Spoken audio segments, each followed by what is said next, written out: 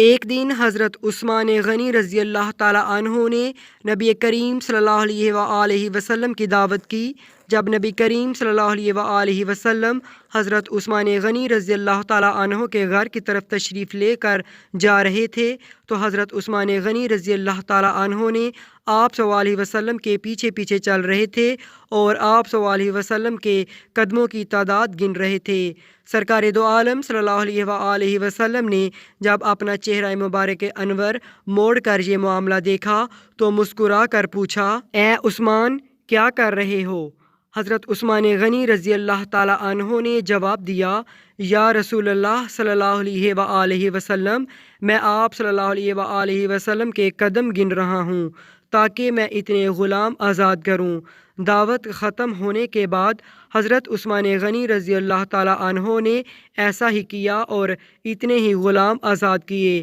حضرت علی رضی اللہ تعالیٰ عنہ اس دعوت سے متاثر ہوئے اور گھر آ کر حضرت فاطمۃ الزہرا رضی اللہ تعالیٰ عنہا سے اس دعوت کا ذکر کیا۔ حضرت فاطمۃ الزہرا رضی اللہ تعالیٰ عنہا نے فرمایا، علی رضی اللہ تعالیٰ عنہ، اگر تم چاہتے ہو تو ٹھیک ہے، تم رسول اللہ اور آپ صلی اللہ علیہ وسلم کے اصحاب کو بلاؤ اور میں دعوت کے لیے کچھ پکا لوں۔ حضرت علی رضی اللہ تعالیٰ عنہ کے جانے کے بعد حضرت فاطمۃ الزہرا رضی اللہ تعالیٰ عنہا نے وضو کیا اور اللہ تعالیٰ کے حضور سربسجود ہو گئیں اور دعا مانگنے لگیں، اے اللہ، تیری بندی فاطمہ نے تیرے حبیب محمد مصطفیٰ صلی اللہ علیہ وآلہ وسلم اور ان کے اصحاب کی دعوت کی ہے، تیری بندی کا صرف اور صرف تجھ پر بھروسہ ہے، لہٰذا اے میرے مالک و خالق، آج تو فاطمہ رضی اللہ تعالیٰ عنہا کی لاج رکھ لے اور اس دعوت کے لیے کھانوں کا انتظام عالم غیب سے فرما۔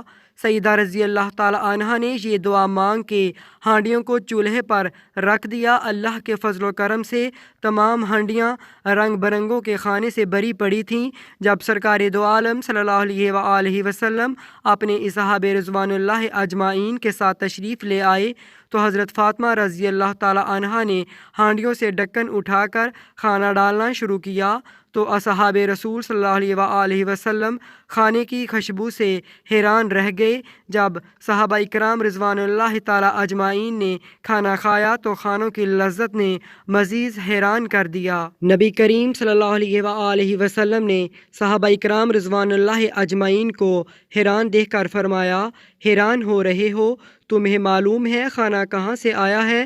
تمام صحابہ کرام رضوان اللہ اجمعین نے جواب دیا، اللہ اور اس کا رسول بہتر جانتے ہیں۔ سرکار دو عالم صلی اللہ علیہ وآلہ وسلم نے فرمایا،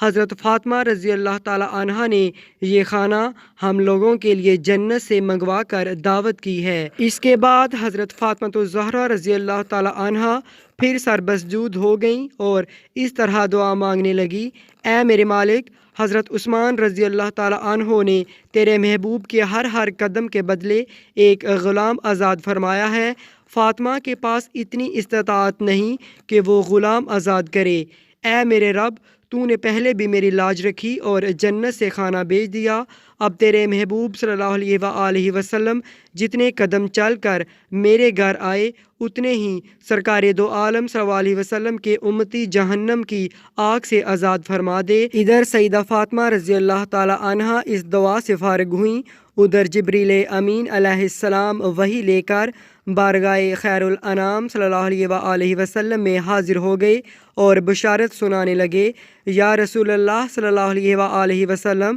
اللہ تعالیٰ نے آپ کے ہر قدم کے بدلے 1000 گناہگار امتیوں کو بخش دیا اور جہنم سے آزادی عطا کر دی ہے۔ سبحان اللہ۔